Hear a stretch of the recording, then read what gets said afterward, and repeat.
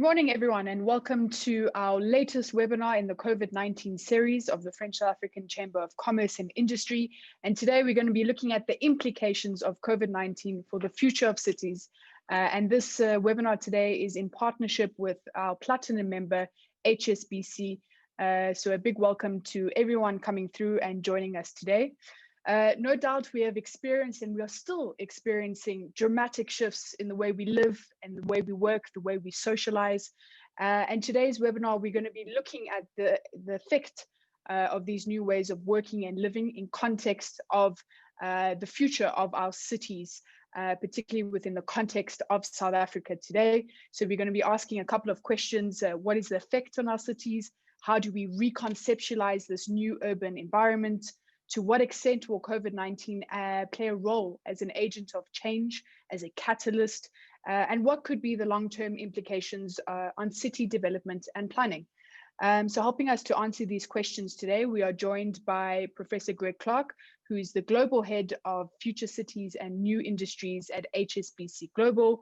And he's going to be unpacking a little bit 7 COVID-19 expected impacts on the future of cities. And in addition, we are also joined by Mr. Mduduzi Mbada, who is the Head of Policy of the Gauteng Office of the Premier. And he's going to be giving us a bit of a focus on Gauteng and what's happening with the future of cities in this province as well. So thank you very, very much to our speakers for lending your time and your expertise today. And we look forward to engaging in a dialogue with you on this topic. So welcome to all those who are still coming in and joining us today. We're looking at the impact of COVID-19 for the future of cities in partnership with HSBC. Just a quick note on the format. Following from the quick welcome, we're going to have a presentation from Professor Greg Clark of HSBC, followed by a look at the Gauteng Province with Mr. Mbada, and then we're going to go into a Q&A session. And for those of you who regularly attend our webinars, you know we like to make it as interactive as possible. So please don't be shy. You can ask your questions or provide your comments either through the Q&A box located below. Alternatively, you can also raise your hand and we will unmute you and you can ask your question live accordingly. So please, I see we have some attendees from Saint-Gobain, from Bureau Veritas, I think from GDDA, a colleague of Mr. Mbada here as well. So I think you have some valuable insights as well in your respective industries. So please don't be shy. Let's get involved in the Q&A session as well. We are also joined today by Beatrice Abel, who is the Assistant Director for Trade and Investment for the City of Johannesburg. So Beatrice, if you have any inputs as well, I know the City of Joburg is working on some exciting things. So please feel free to give your insights in the Q&A session as well, following from the presentations. And on that note, before I hand over to Greg to kickstart his presentation today, I'd just like to hand over to Hannes, who is the head of global banking at the Johannesburg branch, just to give us a quick word of welcome as our main partner for today's event. Hannes? Thank you very much, Amy, and thank you for the opportunity. It's good to join you again today. We've done a couple of these and we find them to be immensely useful. As you said, I'm Hannes Wessels. I head up the banking franchise for HSBC in South Africa.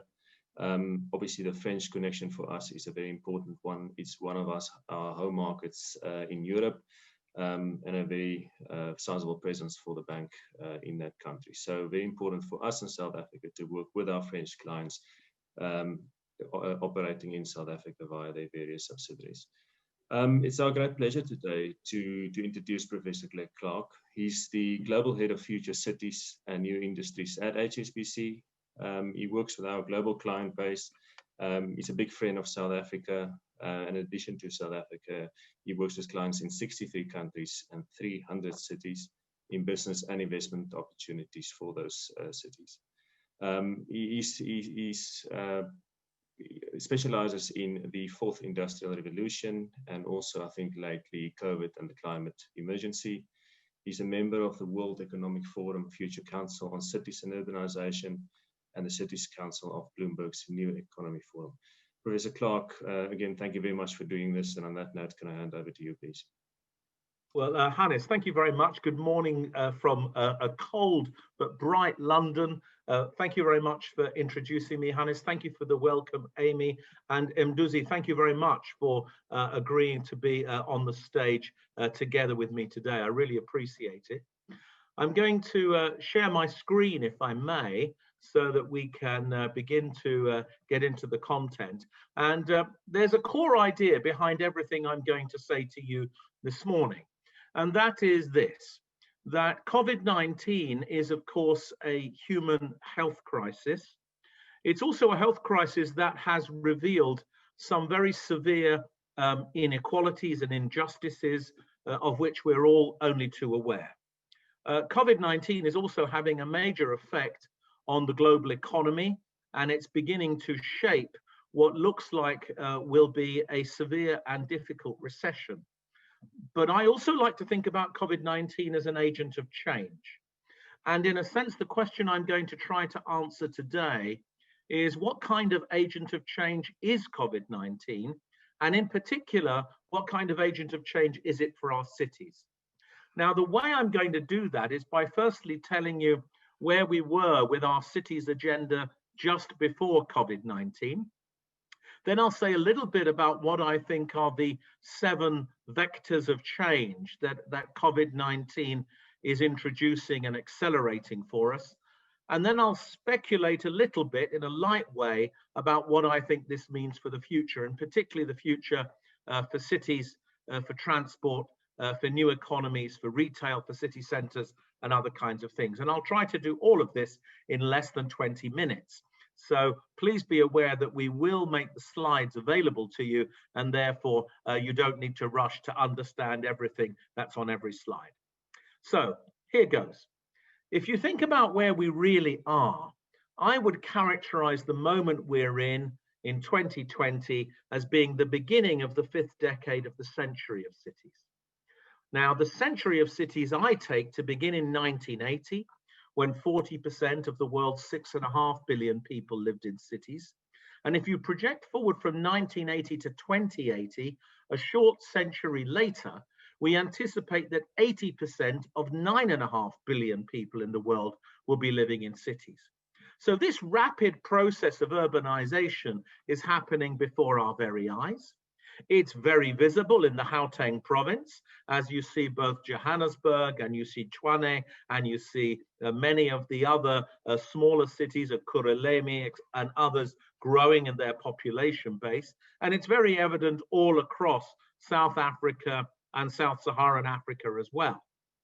But we know that this general trend of urbanization doesn't happen on its own. It's determined by other things, which we'll come on to shortly, and it's partnered by them. But we also know that this general trend in urbanization is, in a very particular general sense, good for us. Cities are associated with poverty reduction and social mobility. They make businesses and workers and capital more productive. Cities are the places where we can reduce per capita carbon emissions, and cities also, of course, increase trade and connectivity, and they generate the revenues that pay for so many of our other services. But if urbanization happens in ways that outstrips the carrying capacity of our cities, the capacity of their transport systems, their utilities, their housing supply, and other things, we can get bad urbanization. And if we're careful and thoughtful in the way we plan and integrate our infrastructure, our housing, and we use technology wisely, we can get good urbanization. And in a sense, the quest we're in is to find good urbanization in all of this rather than bad urbanization. Now, just recently, of course, the issue of contagion has become a very key aspect of the features of bad urbanization. People particularly living in insecure housing, people with pre-existing health conditions, people, of course, who are suffering from poverty, and how poverty interacts with health has become something that's been very vividly revealed over the last period of time. But this century of the city has produced some interesting new kinds of cities, if I may put it this way. It's not simply the case anymore that the best cities in the world are seen to be the New Yorks and the Parises and the Hong Kongs, the most global cities. But we've begun to understand that different kinds of cities are able to globalize, specialize, and succeed in different kinds of ways. If you like, there are new success models for different kinds of cities. If you allow your eyes to scan down to the bottom right-hand corner of this slide, you look at 5 o'clock, you see Johannesburg becoming an important international city as a mega hub, not just for Gauteng, but for South Africa, a city that is becoming a global gateway for South Africa overall.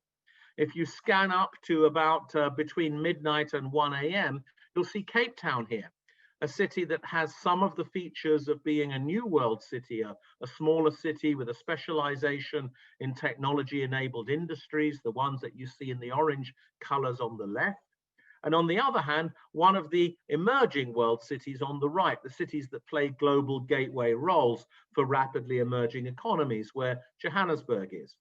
And if we drew this slide out a little bit more, you'd see Durban come in probably as one of these national growth engines along the bottom, a city that's critical for the national economy, but doesn't necessarily play many international roles. So the point I'm making is that in the 5th century, or the 5th decade of the century of the cities, we saw a much more distributed pattern of urban success emerging, no longer 5 or 10 cities dominating the global economy, but more than 100 cities playing key international roles, and perhaps 1,000 cities becoming more important. Now, at the same time, the relationship between cities and climate change, particularly between rapid urbanization in this century of the city and climate change, has become more obvious. On the one hand, of course, cities produce carbon emissions because of the activities that happen there, mobility and real estate being particularly carbon intensive activities. And on the other hand, as you can see, so many cities are vulnerable to a half-meter rise in sea levels, exactly the rise in sea levels we would get if we exceeded the 2 degrees of global warming by 2050 agreed at the Paris COP21 conference. So cities have become incredibly interested in the zero carbon agenda, cities continuing to pursue efforts to reduce carbon in cities, and finding that the pursuit of a zero carbon agenda has other unintended benefits in terms of the health of the city, driving innovation, improving service quality, making savings and other things. In other words, the pursuit of the carbon agenda is part of how we get good urbanization in the first place. So many cities have learned that they have to decarbonize their energy, their transport, their real estate, their waste, their logistics, and their water consumption, and they're using new technologies to make that happen. Now, at the same time as climate change being associated with the 5th decade of the century of the city, the 4th industrial revolution also comes along with its maturing technologies that you can see on the left-hand side, this new digital revolution creating not just new ways of doing business, but also new ways of managing cities.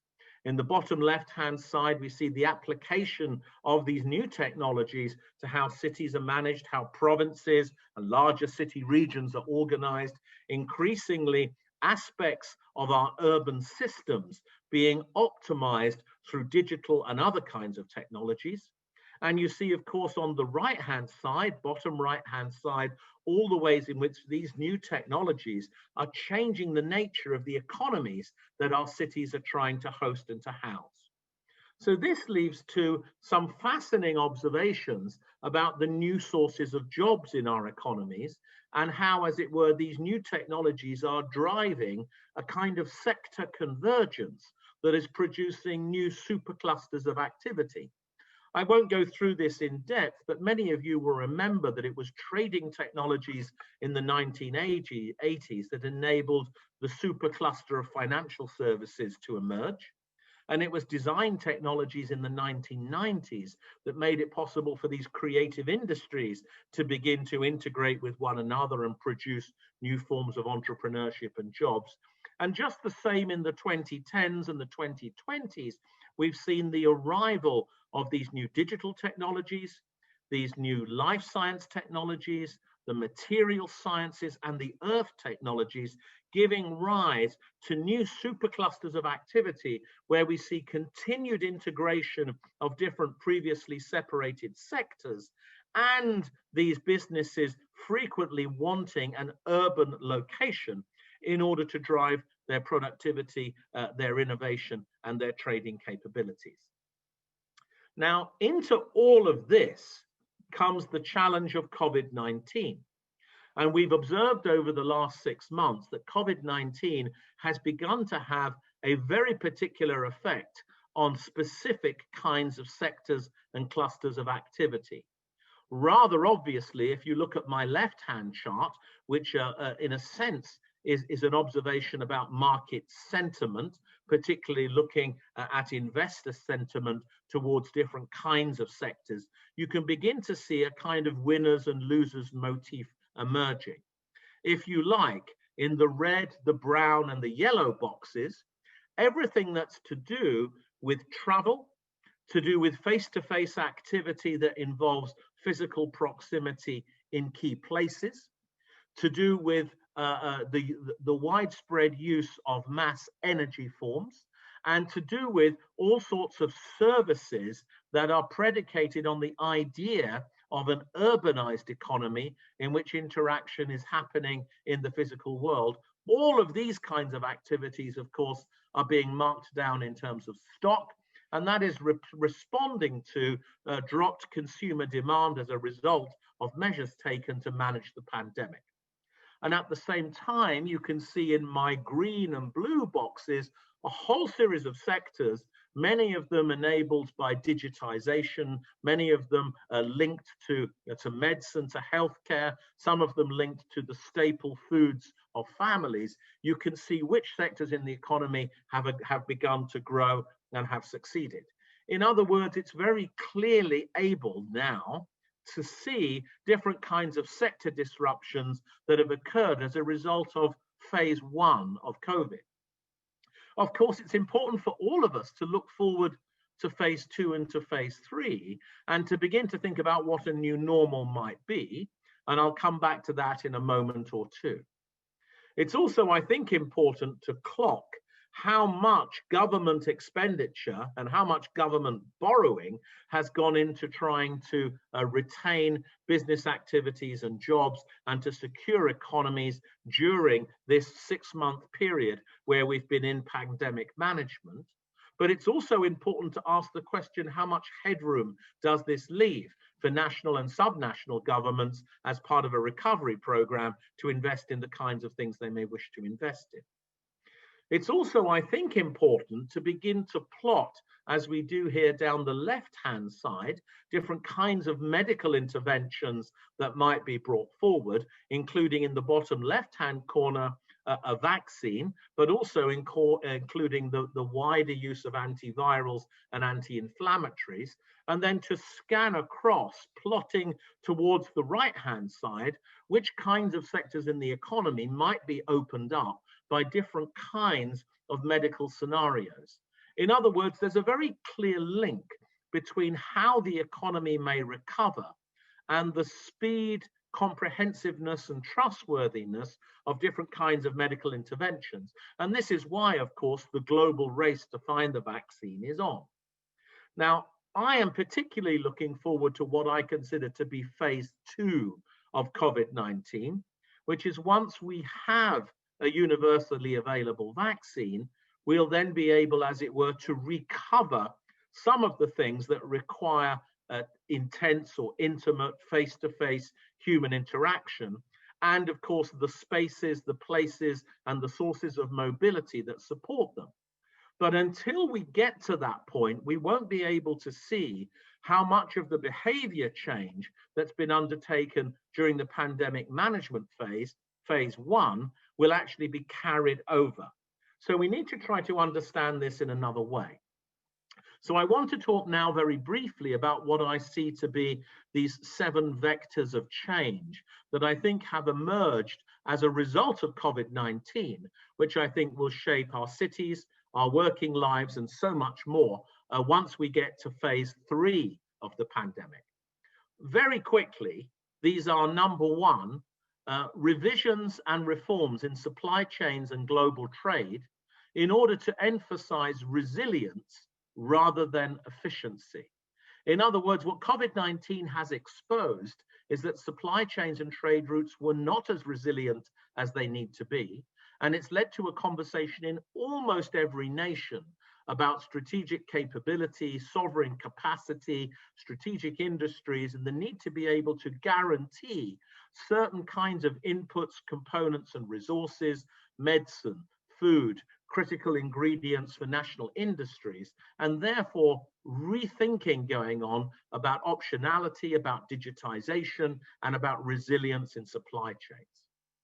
The second big vector of change has been to do with digital transformation, the big uptick in digital communications, the flexible working, the teleconferencing, everything we're involved with, but also, of course, all of the online consumption of entertainment and retail goods, the as-a-service business models that have arisen, the big boost in logistics that's happened as a consequence, as well as the growth of telemedicine, distance learning, and many other online forms of experience and service models. This relates very closely to the third idea, which is that a major vector of change has been a new accent and focus both on the adequacy of medical systems and on what we might call healthy living. The need to avoid behaviors, obesity, pre-existing respiratory conditions, and other things that have made people particularly vulnerable to this virus. A shift towards, as it were, a focus on healthy living, healthy people, healthy planet, but also a concern about revealed medical inequalities that have arisen as a result of the pandemic that will need to be adjusted for in the future as we move forward. Now, this third area of change to do with human health links closely to the fourth one, which is to do with planetary health. And if you like, the connection between human health and planetary health has been revealed as being much more significant than I think people understood before COVID-19. On the one hand, of course, people with pre-existing conditions are often people who've been exposed to things like poor air quality. There's a link between respiratory health and air quality that the pandemic has made very acute. On the other hand, it's very clear that the pandemic has its origins somehow in our interruption of the animal kingdom through our food chains, and we're waiting to see, of course, the final evidence on that.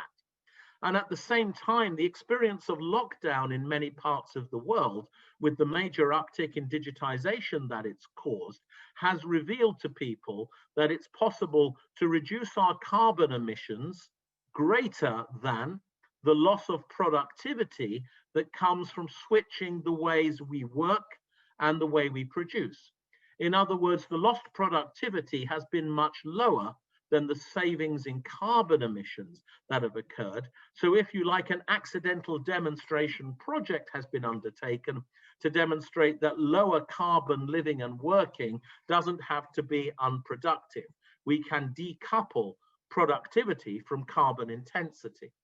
All of this, I think, will lead to a renewed push around sustainable economies and tackling climate change after COVID-19. A fifth big area are new spatial patterns, which I'm going to come to shortly, which I think will be a big feature of phase 2 and phase 3. Of course, people have not been using their cities or their mobility systems in the ways they usually do. But when we get to phase 2 and phase 3, after a vaccine is available, there will be, I think, some significant changes that I'll come back to in a moment. Number 6 is to do with political changes. There are 2 of these in particular. One is that I think we're shifting towards a more managed globalization rather than a more optimized globalization, with nation states taking more interests in their own issues, particularly supply chain and trade that I spoke about before.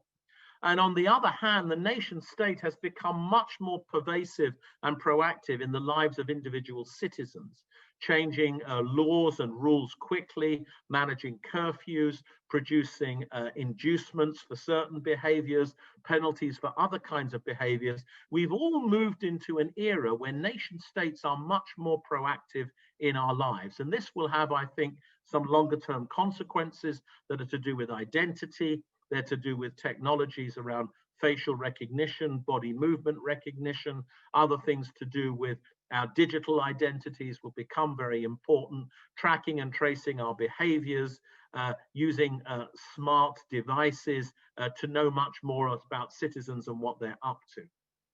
And then the seventh key area of change, I think, is a kind of new social contract. On the one hand, this builds upon the revealed inequalities that I was talking about in the health and wellness aspect of this. And on the other hand, of course, what people have seen in different ways around the world is a new kind of neighborliness, the growth of social capital, more self-help and mutual aid groups emerging, and at the same time, corporates being encouraged into much more philanthropic activity as a result of this virus. And I can see two implications of this. On the one hand, I think we'll see a growing intolerance of taxation systems that are perceived to be unfair, particularly the way we tax digital transactions versus physical transactions. This will become an important focus as digitized activity increases. And on the other hand, of course, this new social contract will be emphasizing the ESG agendas, as it were, for our corporate citizens, leading to a new license to operate for businesses. Now, I'm not suggesting that these 7 vectors of change will play out in the same ways in every country around the world, or indeed in every city around the world. And I think some of these vectors of change will be more important in some countries than in others. The political and cultural milieu in every country will determine what the final mix is. But it seems to me very clear that there'll be some particular implications here for cities. So one of those implications, I think, is that we'll see an acceleration of the shift from single-centered cities towards multi-centered regions and metropolitan areas. If you like, the city of Johannesburg remains very important, but the province of Gauteng, with its multiple cities within it, and its ability for those cities to be part of a single mobility system, a single housing market, a single labor market, becomes even more important, as people will make decisions, I think, where they are able to do so, to travel less frequently from place of residence to place of work. And people who have jobs that are not digitizable will find different ways to deliver their work in different locations over the course of a week or a month. This, I think, leads to perhaps an observation that we're moving not so much from a physical city to a virtual city, which some people would like to observe, but rather that in phase 2 and phase 3 of this virus, we begin to establish what we might call blended cities, where we have the physical attributes of the city with its amenities, its cultural productions, its city centers, and everything else being utilized in new ways, perhaps less intensely and less frequently. And we have the virtual city with all of the things that we can now do online, overlapping and interacting with that, so that we get an omni-channel city which allows people perhaps to live further away from the city center, or allows more people to live in the city center as there's perhaps a lower demand for office locations within the city center, etc. Now, all of this leads to some other very interesting conversations about the future of work, which sectors will grow, which sectors will decline as a result of COVID-19. I won't go into all of that now. It also leads to some very interesting observations about where retail and logistics are going to go. Hopefully we'll pick that up in the discussion. It allows us to make some key observations about what will happen with the motor car as governments try to avoid people simply increasing carbon emissions by jumping back in their cars. So a big boost perhaps for e-vehicles and clean cars, but also many efforts to reduce the prevalence of cars in our cities and to give streets back to people and to healthy forms of transportation, which of course will improve respiratory health and reduce, as it were, exposure to the vaccine.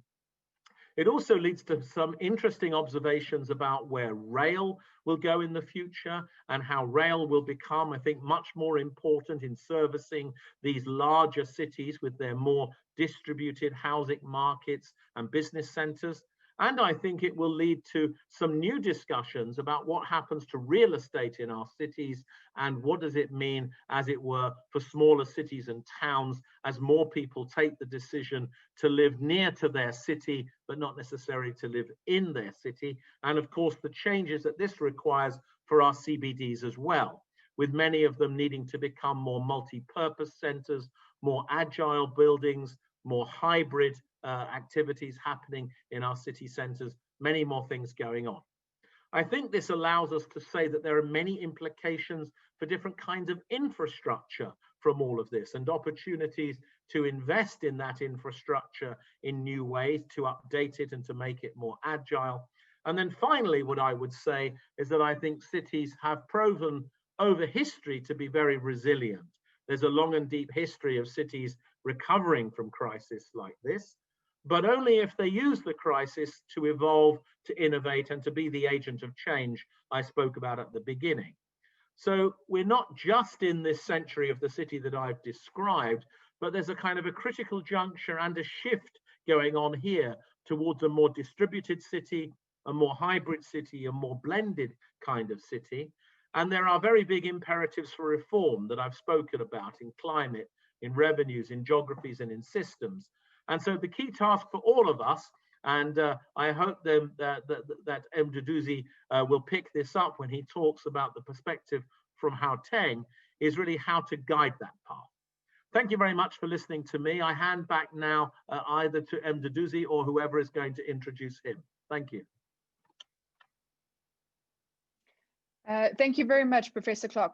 I think a lot of content coming out of that one, but I think what we can really see is I suppose the multidisciplinary approach that we need to apply when looking at questions of a sustainable city. And like you rightly said, I think we can unpack that more in the Q&A session. And I know I have a couple of questions already coming through on some social media of ours. If anyone has, and in the Q&A box, so if any of you have some questions that you would like to ask Greg specifically, please do pop them in the Q&A box located below, or else in the Q&A session, you can raise your hand. On that note, I'd like to hand over to Mr. Mbada from the Gauteng Province, who is the head of policy, and I think it's going to be very interesting to hear from you, sir, about what's planned for the province of Gauteng. Obviously, this is the economic hub. If we're looking at Johannesburg, where we're currently sitting, as well as Tshwane as well. So it'll be interesting to see what the plans are for the province in leading this discussion on sustainable cities, what we can expect, perhaps what the sort of the challenges are, and really what is the priorities and focus. I think will be interesting for us and for our company members here today. So on that note, I'd like to hand over to you. Thank you very much, and Amy, and thank you very much to Professor Clark. Can you be able to see my screen? Yes, it's great. Thanks. Okay, thank you very much. You can maybe just pop it in the full view. Perfect. Yeah. No, thank you. I think largely I'm in agreement with some of the observation that Professor Clark is making on the impact of COVID-19 on cities and of course on nation states. To an extent that the observation we're making is that the state, as we know it, has got to play a more critical role in what I consider to be the management of social relations.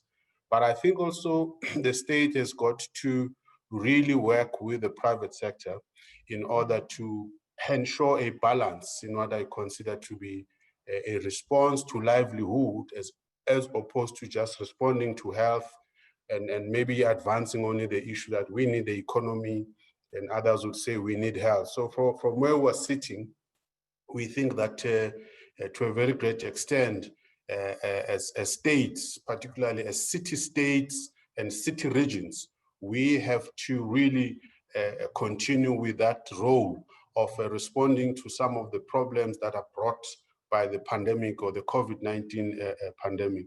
Of course, we all agree that there's been a lot of disruption of life as we know it as a result of the pandemic. And I think flowing from what Professor Clark has spoken to, we have seen a lot of changes in cities in a very unprecedented way, including new ideas about how best we can really repurpose our cities, including retail, including access to office space. One of the biggest challenges we have as we are investing what we call the second phase of the Gautrain, where every station that we have built, we have been able to see a boom of both the retail sector, but also the office space and other related markets are coming into the picture. So we are really hoping that we will have to repurpose our investment going forward without negating the fact that investing in rail, particularly in as far as building an integrated city region, because you are correct, Prof. Clark, that we don't really look at ourselves as just a city region, as in the province of Gauteng. We look at ourselves as a city region, a conurbation of big mega hubs like the city of Johannesburg, which for us does represent an important anchor of what for us will become a very strong regional government of the Gauteng city region.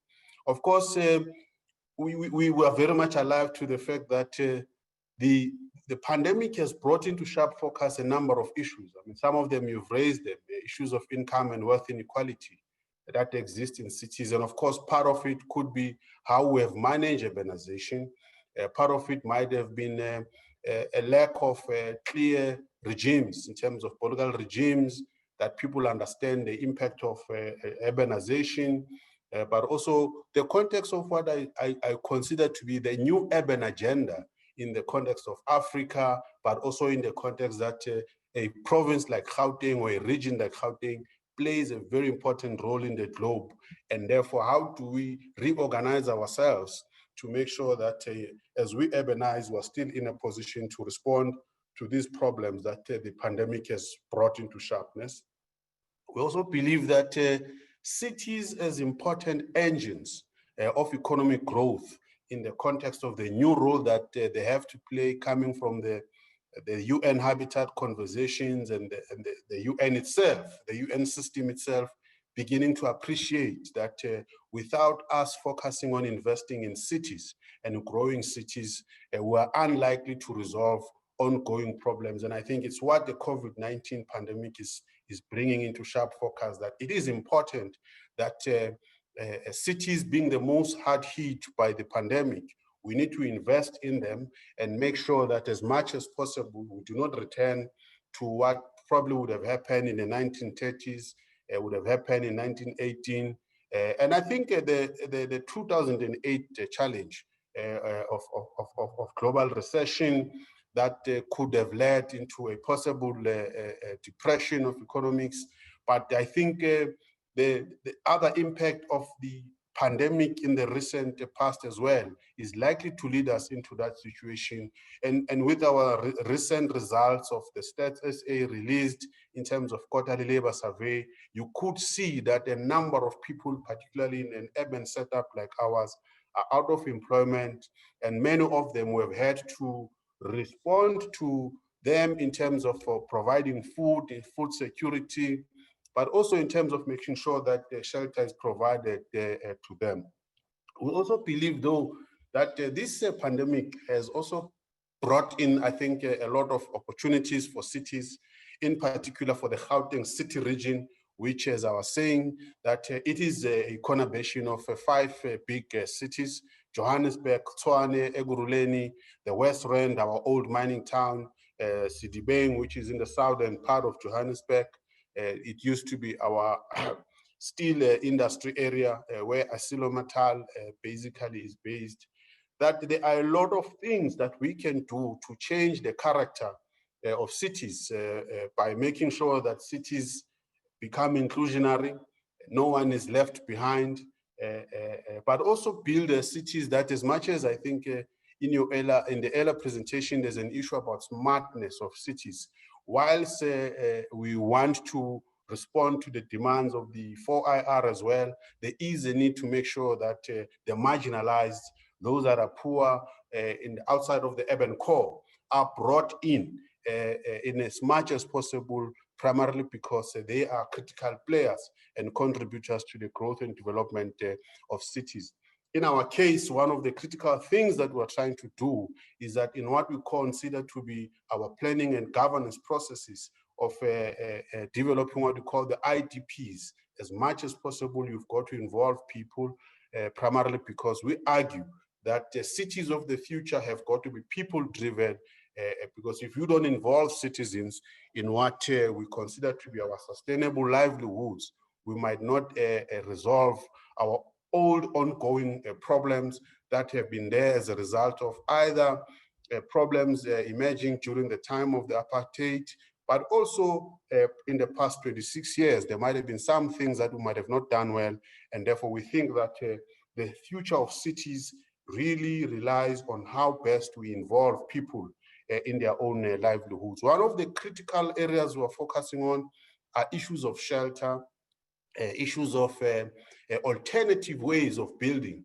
in the context of service stands, so that we avoid problems of land invasion. And I'm sure you will appreciate with the recent legislation advanced by Minister Didiza and Minister Dilil, the intention is to use land for effective development, but also as much as possible attract investors, because a part of the problem could have been that the way people look at the way we're managing the issue of land could also impact on us attracting the investors, or perhaps also building investor confidence. So we are of the view that by thinking alternatively and thinking outside of the box, we are going to be able, working with cities, to ensure that as much as possible, we provide alternative ways of getting people having access to land, but also using land to participate effectively in the economy. Of course, the issue of technology for us is quite important. That's why one of the things that we believe, in order to build resilient cities, we are building the Gauteng City Region innovation ecosystem that is buttressed by what we call the Innovation Hub in the city of Tshwane, partnering with universities. And the intention is that as much as possible, we support startups, we support all those that are in that space in terms of fintech and in terms of new and modern ideas, because I think the demand of the 4IR, whilst we're responding to the demand of the shocks brought by the pandemic, there is a need to make sure that indeed our cities also become smart. Of course, the last critical point relates to issues of environmental protection. We are really on the critical area of climate change, primarily because the Premier is a co-president of the Metropolis, working with the big cities in the world, but also in the continent. We want to make sure that the climate agenda, the environmental protection issues, energy issues, efficiencies, but also more importantly, response to issues of possible water, gas emissions, are part and parcel of our agenda in all our cities, but in this context, the city region. Of course, it's important to indicate that as we work as a Gauteng city region, we are working with the rest of the critical parts of the country. I mean, the city of Cape Town, eThekwini are big, important cities that we think we need to create connection with, but also invest in logistics, infrastructure that can help us pool as much as possible the resources that we have in order for us to become a globally competitive city region. I must hasten to say that prior to COVID-19, we had adopted a plan of growing Gauteng together 2030. This plan necessarily was as a result of culmination and conversations along the 5 cities, but also working with national government, and more importantly, working with the private sector and labor, because we believe that for us to realize a vision as outlined in the National Development Plan of elimination of poverty and unemployment and creating an inclusive South African nation. We needed to create impact, social compacts. And that's why the notion of inclusionary and the notion of a one plan for the Gauteng city region, which we articulate as the growing Gauteng Together 2030, a plan of action. This plan necessarily is guided by an investment in what I consider to be modeling, scenario planning. And the importance of doing that is so that we are able to know where else should we direct investment. What are the critical sectors of the economy that we need to invest in? What is it that we need to do to ensure that as much as possible we address problems of poverty in our country, or in this instance in our city region? Of course, one of the things we did in response to the problems of the pandemic and the national disaster lockdowns, we were able to develop what I call a multi-sectoral and multidisciplinary approach that resulted into 6 pillars of our strategy in response to the pandemic. That would have been a comprehensive health plan response, and that meant how best do we work with the private sector, the clinicians, the pharmaceutical industries, the public health specialists, to make sure that Gauteng, which carries a large component of the response on health in the country, is able to flatten the pandemic, but is able to make sure that we are able to use whatever infrastructure investment we have made in our health system, so that post-COVID-19, if you like, maybe use Prof's phrase, in the second phase, having concluded the second surge, we are still able to use those resources. And one of the things we did fairly well was to invest in a continuous partnership with the universities, but also a partnership with IBM to create a COVID-19 dashboard. It's called GP Coronavirus. You can Google that. And the intention of doing that was to be able to say, with the Gauteng City Region Observatory, this is the vulnerable index for our province. How many of our areas in the different cities that do not have access to flash water? How many of our people in these areas that necessarily would have not been able to be socially distancing? How many people or which communities that will need more water tanks and all those things? And that way of planning really reflected the importance of appreciating data, the importance of understanding what the pandemic has brought, and it has assisted us to be able to have a more coherent and integrated response. Then there will be law enforcement, which was another integrated way of doing things. Then there's government continuity, there's solidarity and mobilization as a pillar.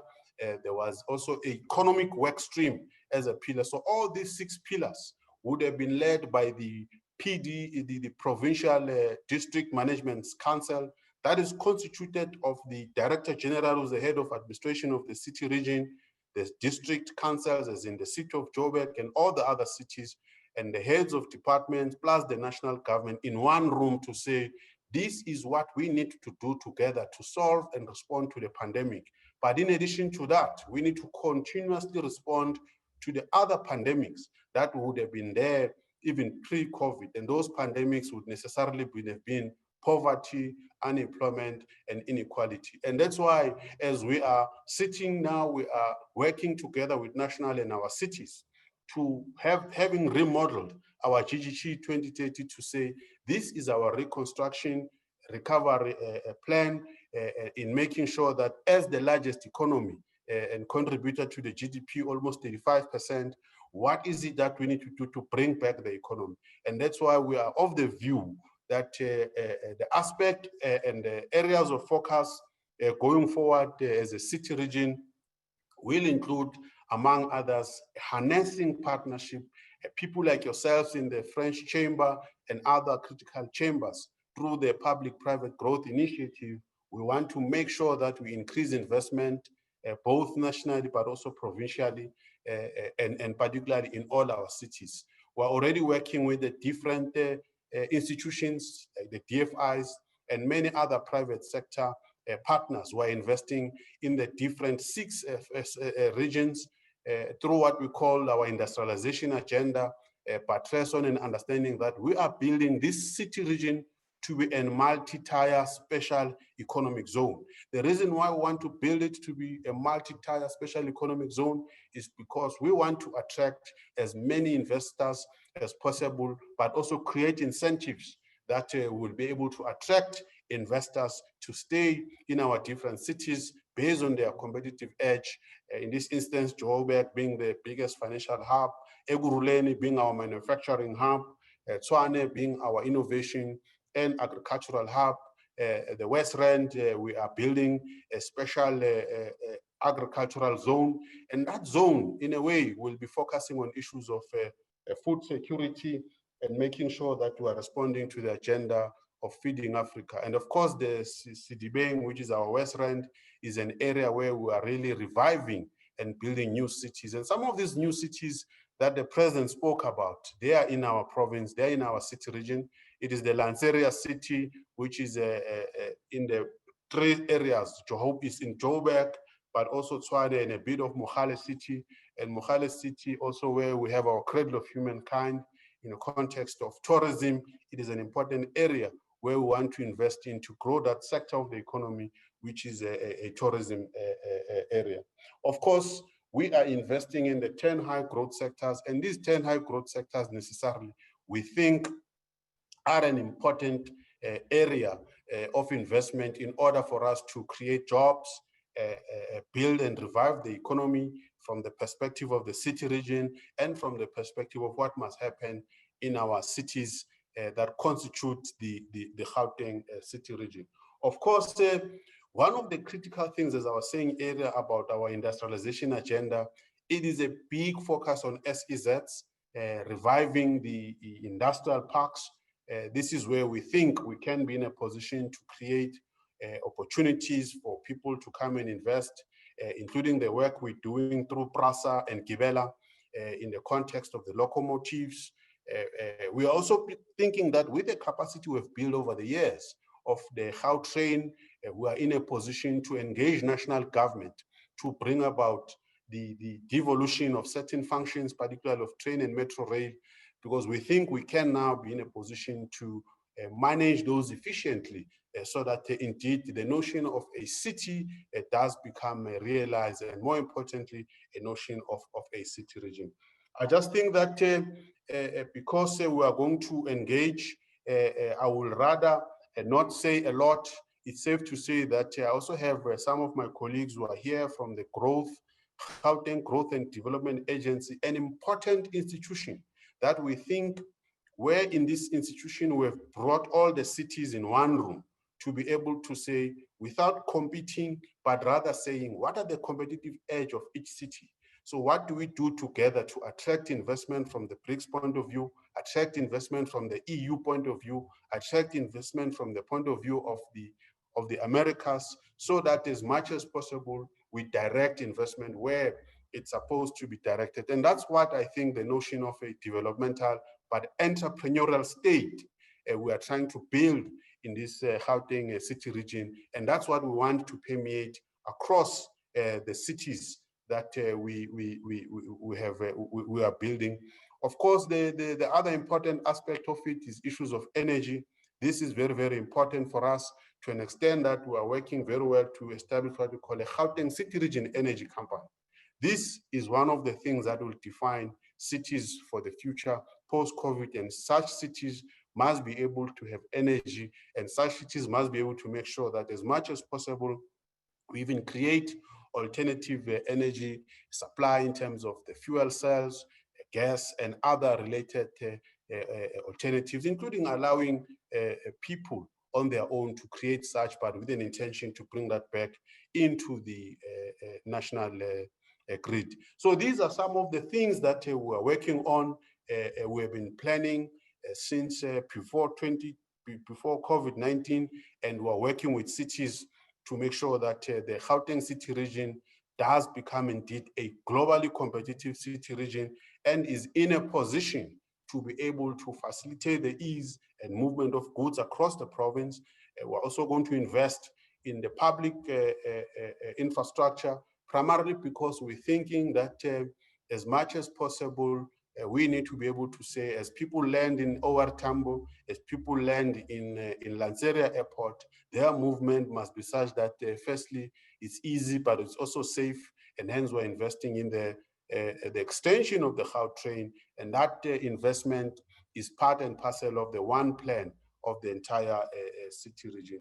So lastly, some of the things that we think we're going to do is to invest in what we call our township economy revitalization plan, and through the acts that maybe some of you have came across, the Township Economic Development Act. And this act necessarily is about changing the apartheid spatial morphology of cities in the context of an inclusive urban agenda.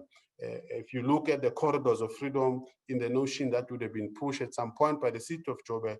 So the whole thing is that as much as possible, let us create these townships as also productive centers so that the investment goes beyond the core urban, the urban core of cities, which in this instance might only be the CBDs, but we create additional CBDs or other CBDs that are connected to the old CBD, so that we see as much as possible economic activity that happens across all these cities.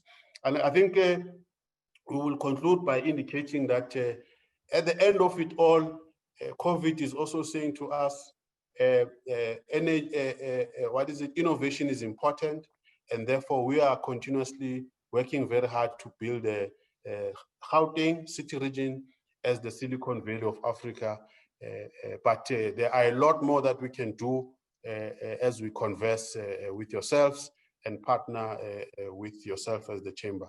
Let me end it here for now. Thank you very much, Amy. Thank you very much, Mr. Mbada.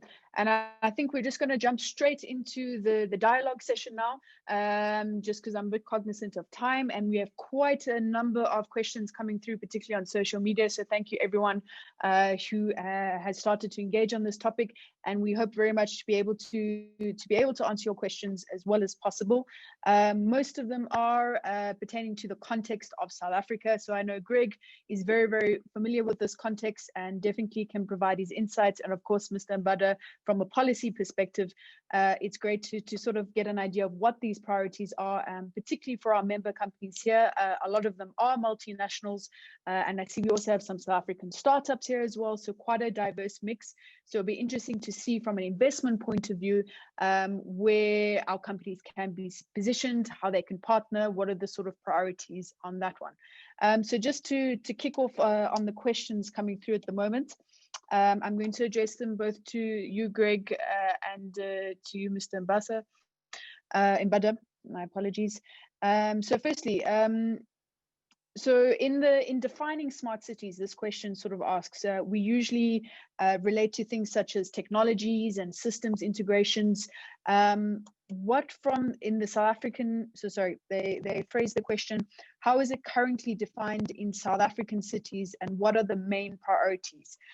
So how as in South Africa or in Gauteng, are we defining what a smart city is, and what are the main priorities? So I know, Greg, you've sort of gone through the 7 main implications, from health and wellness to digitalization to supply chain, climate change, etc.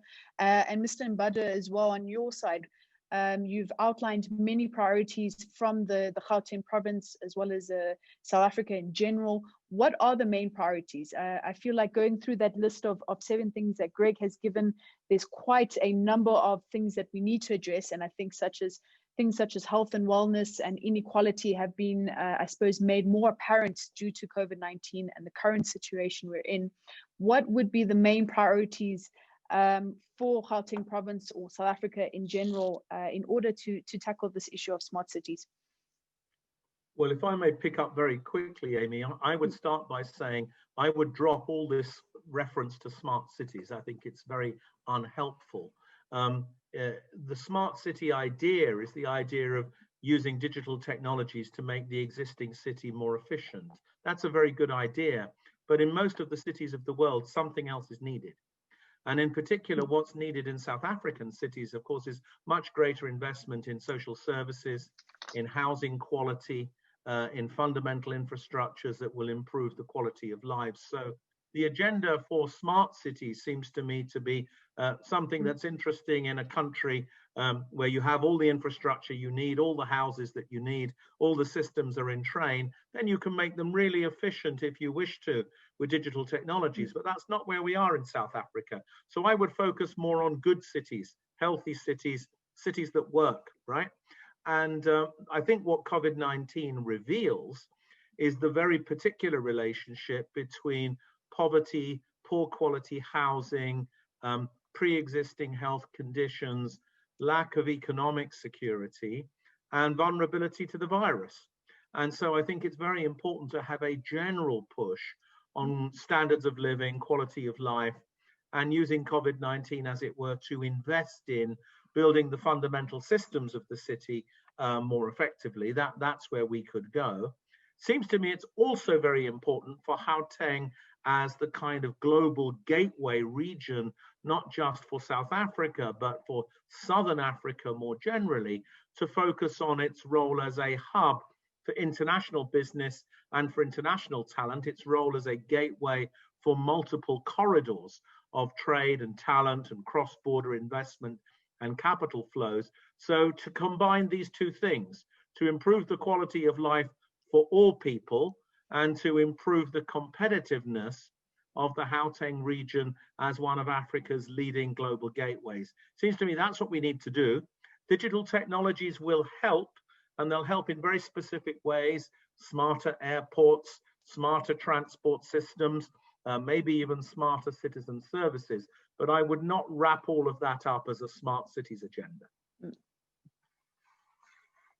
Thank you very much, Greg, for that one, and for clarifying that we're speaking about good cities, I suppose, as more relevant to this context instead of smart cities. If you have any comments, Mr. Mbada, on that, if you would tend to agree with Greg on this one. We know we've done a couple of sessions on the fourth industrial revolution, and we know, especially pre-COVID, it's been very, very high on the agenda of government.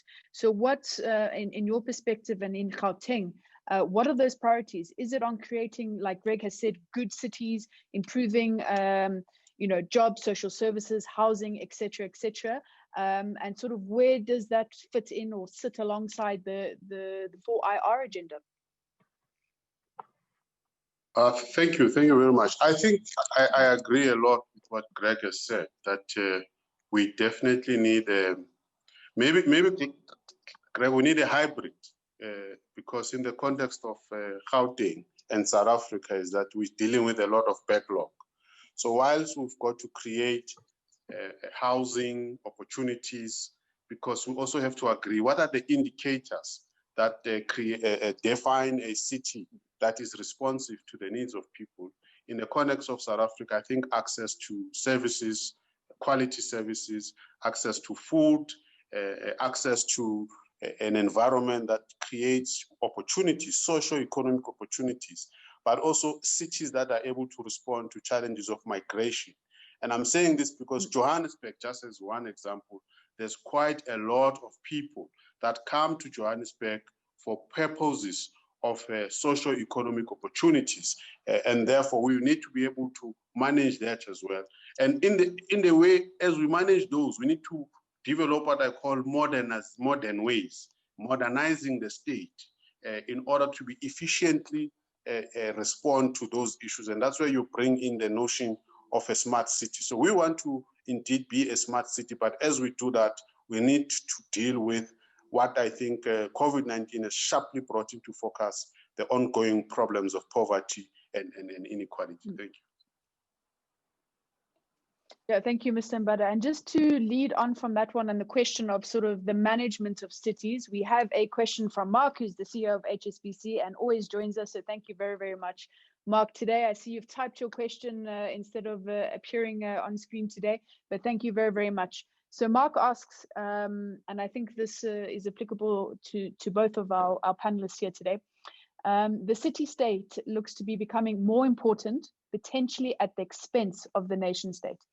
What will the latter willingly cede power to a mayor, and how should mayors be more empowered and enabled to effect the changes? Does it mean greater say over revenue appropriations and allocations, with the nation state reducing its role to focus on a limited range of activities, example, defense and foreign policy? So Mr. Mbada, what do, in your perspective, or Greg for that matter, your perspective on this question from Mark, and the role of, I suppose, power between sort of your mayor, your MECs, as well as the nation state? Mr. Mbada, after you. Okay, thank you, Greg. I do think that in the first instance, we have come to accept that cities are the engines of economic growth. Cities are critical role players in bringing about the necessary changes that we need. And therefore, we do need to devolve certain functions to cities. That's why we in Gauteng, just as an example, we're engaging national to look at us as an urban region. And the implication of looking at us as an urban region require that you review our constitutional mandates and how we have structured the role of cities.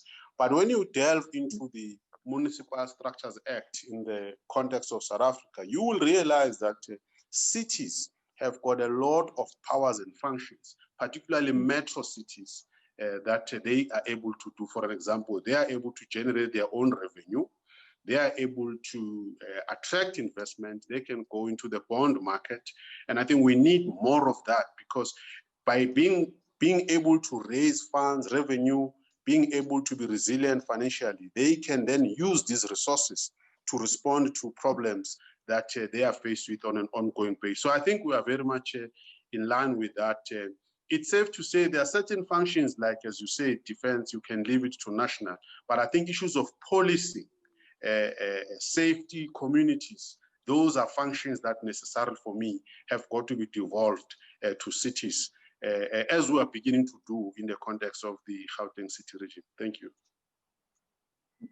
Amy, this is one of the biggest and juiciest topics in sort of global urban discourse. So it's difficult to do justice to it. And Mr. Mbada, I think, has been very clear in what he said. South Africa is a little bit of an outlier in global terms, because the South African constitution, as you know, gives equal and equivalent status to all three tiers of government. And as Mr. Mbada said, the metropolitan cities in South Africa recently had a reform that re-empowered them. I think from the point of view of a global trend, you have two things pushing in different directions. On the one hand, there's a global recognition that what happens at the city, the metropolitan level, has become much more important, and cities and provincial governments, regional governments and others need the tools required to manage the complex interactions of economy, society, transport, land, trade and other things. On the other hand, as national governments have taken the lead in the management of the pandemic, they've become very jealous about who's allowed to access sovereign borrowing, sovereign guarantees and other things. From the point of view of a global bank like HSBC, what we want is bankable customers. And it's very important, I think, that subnational governments are able to participate in the franchise of banking arrangements. That means they need to have a diverse range of revenues. They need to have a mixed income of revenues so that they don't have cyclical revenues, but can mix between different kinds of things. So if we focus much more on the bankability of cities and provinces, rather than focusing uniquely, as it were, on the idea of devolution, I think it helps a lot. What we want to avoid, of course, is what you get in the USA, in the Los Angeles County, 189 different municipalities, each of them able to issue bonds. That just leads to a competition for tax base. So you can take this too far. Fiscal devolution needs to be combined with the reforms of boundaries so that you're providing bankable institutions at the right geographic scale. I won't say much more than that, because it's otherwise we get very, very, very detailed. The point would be, I think, that you want big metropolitan areas to be able to meet their own investment requirements over time using sound banking practices, and there are different ways to get there. Thank you very much, Greg, for that comment to that one. Just to move quickly, just because I'm still cognizant of time, we have another question which I think is relates directly to what has been said by Mr. Mbada in his presentation. So I'd like to pose this question. It's one of communication. Anonymous asks, what is the role of the citizen in the smart city? We know you've said it's very important to involve the citizens in this.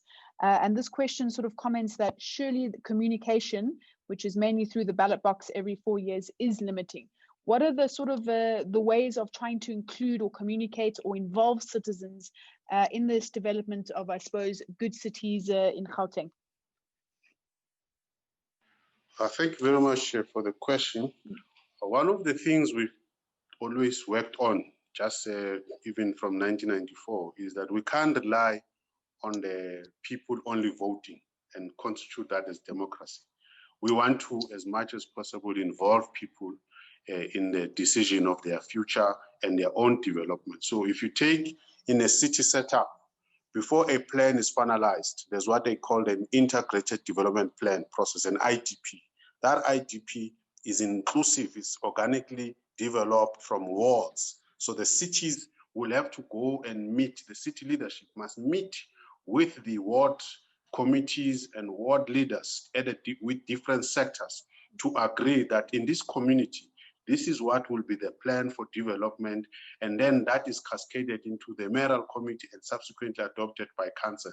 But when those things are not happening, it allows for different civil society organizations to continue to raise issues. So in a way, even in the legislature, the provincial legislature, there's what we call a petition and a public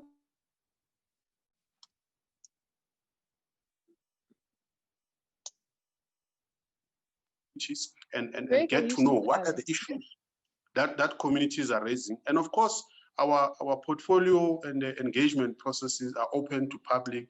So I think that opportunity exists wherein the citizens are able to raise their issues. And I think our constitution allows, beyond the 5-year renewal mandate of a government, that they must engage the state at all material times. So, but we can do more, learning from what is happening in the globe.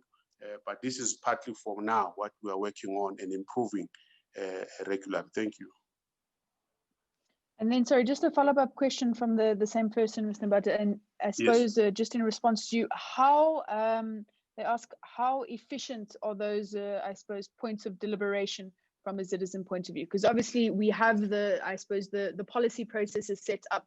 Are they being used? Are people engaging? Where, I suppose, is that limitation? Where can we improve on that? And then I'll hand over to Greg if you have a comment on the question. Yeah, I think they are very much useful, albeit that they can be improved. And I think the limitations are that citizens might not be aware. So we need to improve on citizen education, civic education, in getting people to appreciate what I consider to be their power, what I call the people's power. And their power is to be able to know that they can stop anything that government is doing if it's not advancing development, is not addressing their ongoing needs. Of course, within the prescripts of whatever legislative environment that we have. So far, really, we also track the performance of a municipality in the context of what we call our back to basic, is to say, how many times do you as a ward councillor engage with citizens? And how much of what is raised by citizens is taken to the council and taken to the different level of government. So I think it's working. We can improve it, and the communication is quite open. So these are not things that are done in the dark, but in the open. So we can really improve on those. Thank you very much. Perfect. Thank you. Greg, if you have a comment on that, and then I'm going to just pose a couple of questions keep coming through relating to investment. So I think maybe we'll end on that one as it's quite applicable to our member base and, of course, the city, the province and HSBC. So Greg, do you have a comment on communication before we move to investment? Well, the very simple comment is that if you like the idea of smart cities, there's no such thing as smart cities without smart citizens. And helping citizens to be smart in how they behave, how they communicate, now has a whole new set of methodologies, from tactical urbanism to citizens budgeting to citizens council digital technologies are extremely helpful in improving the interaction with citizens. And I completely agree with Mr. Mbada that citizen interaction is now no longer once every 4 years at the ballot box. It's actually a daily, even an hourly thing. And maintaining that interaction so that citizens can behave in a way that's good for the city and so that city government can respond to what citizens need is obviously the big opportunity of our time. Thank you, Greg. And then just to, I suppose, finish off and round up this Q&A session, just remind to everyone, we will be distributing the slides from Greg, and if Mr. Mbada agrees as well, just to give you a recap on this. And if you do have any additional questions that you haven't been, we haven't been able to answer today, please do submit them to anyone of the FSACCI team, and we'll make sure we get a good response from you, from the panelists on that one. So just to deal with the question of investment, of course, we know it's a big priority, looking at the COVID-19 context.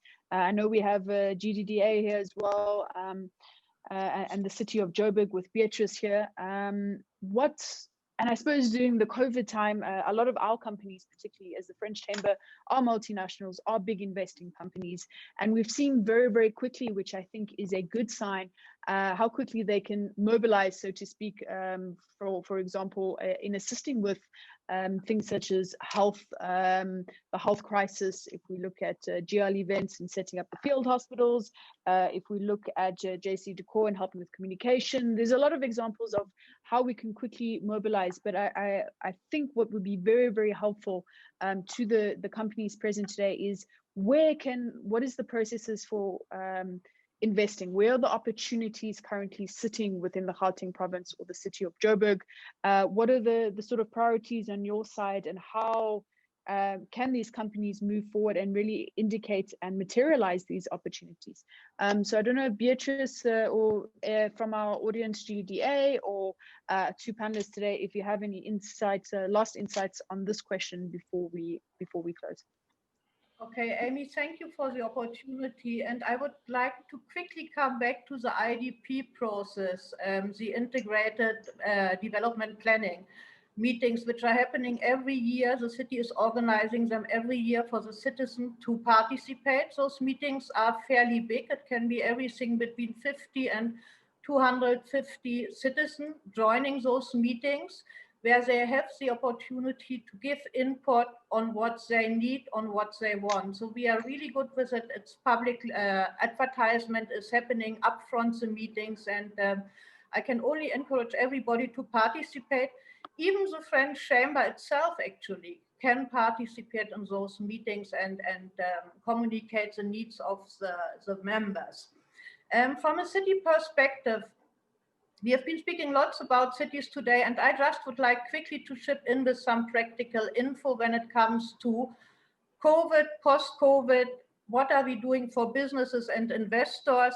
As a city of Johannesburg, we are trying to make things easier and safe for investors. That means we are moving digital as much as we can. That's particularly relevant when it comes to our planning department, where before the investor, the developer needed to queue and to get physically into the planning department to apply for rezoning, to apply for site development and building plans. That can be done right now by email to avoid any kind of COVID-related fears. Within the next 6 to 12 months, we will actually have an online portal where not only you will be able to apply, but you will be able to track your application. We are doing that together with the World Bank, because at the same time that is going to allow us to raise our doing business ranking as a country. In addition to that, if the investors, the members of the chamber have any problem with electricity, with Johannesburg water, please drop me an email. I'm going to put my email address, and the chamber ladies have it anyway, as well as my phone number in the little chat box. And I can call in digital meetings with Johannesburg Water, with City Power, to address those issues. This goes as well for any other city agency. We are speaking Pick It Up, we are speaking Joburg Road Agency, you name it. If you have a problem, please contact me. You ain't gonna need to sit in front of me. We're gonna do that digitally. And finally, pour ceux qui sont plus confortables de parler de leurs problèmes, de leurs soucis en français, c'est la même chose. Vous contactez les membres, les dames de la chambre. Elles vous donneront mon numéro de téléphone, mon adresse email et on parlera de tout ça en français. That's it from my side. Thank you very much. Merci beaucoup. Thank you, Beatrice. It's always great to know with our partnerships that we can also be able to offer some very, very practical advice for our companies. Sometimes I think the flow of information and just having access to these basic things is always a primary challenge. So thank you, Beatrice. Final comment from you, Prof, as well as Mr. Mbada. Well, my simple point would be that what COVID-19 reveals is the need for much greater opportunities for sustainable investment.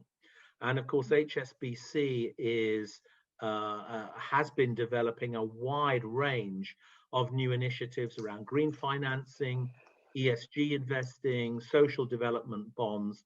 And this provides, I think, COVID-19 provides us with a silver lining, if you like, is that just as the world needs greater investment in many of the things we've been talking about, so the financial services industry, and HSBC in particular, is coming forward with new forms of financing that should be appropriate, that we will be able to meet.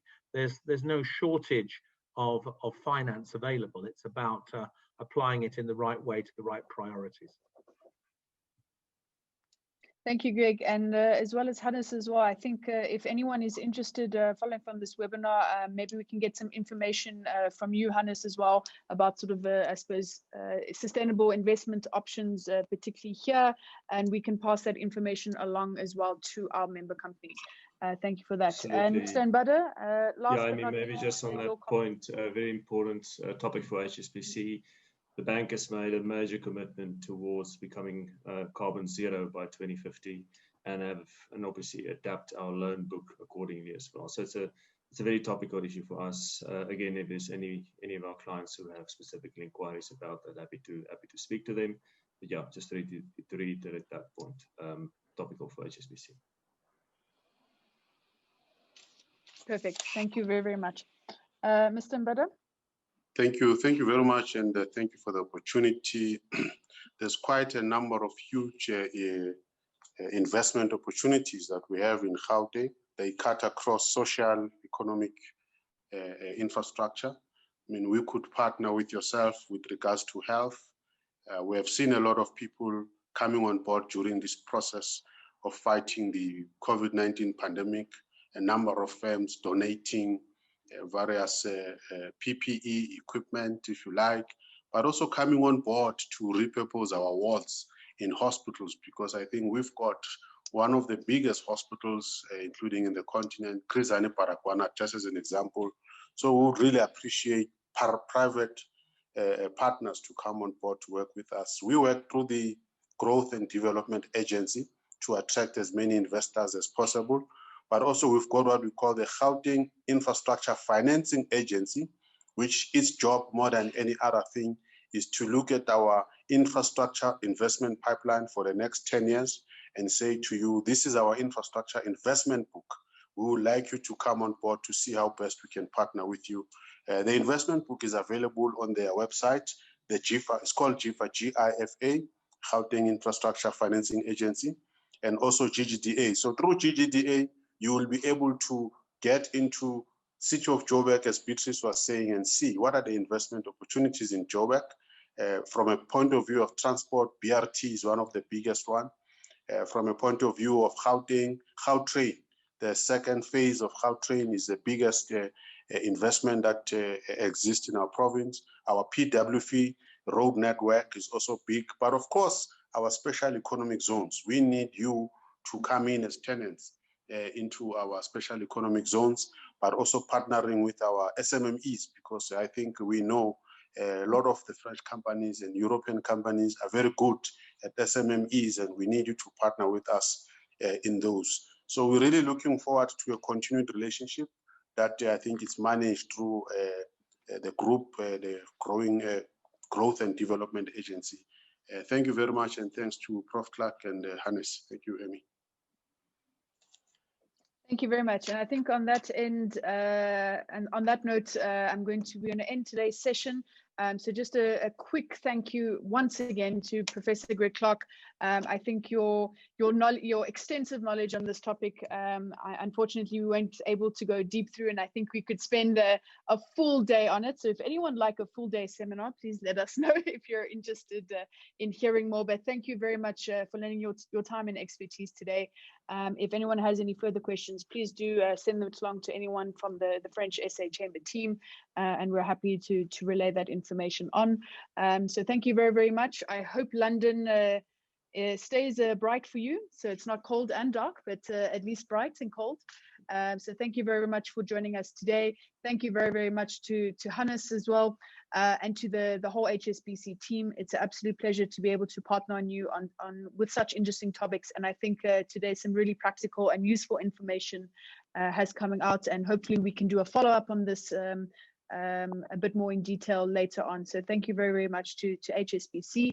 And of course, thanks very much, as always, to our partners at the Gauteng Province, City of Joburg, GDDA. It's always a pleasure, and thank you very much, Mr. Mbada. I know you're a busy man and lots of policy going on at the moment, and it is a crazy time. So thank you very much for giving your time as well today. It's much appreciated. And I think on that note, thanks very much to our attendees and to all our member companies. It's great to be able to, if not in person, but to engage with you whenever we can. So thank you very, very much. And on that note, please enjoy the rest of your week and stay safe.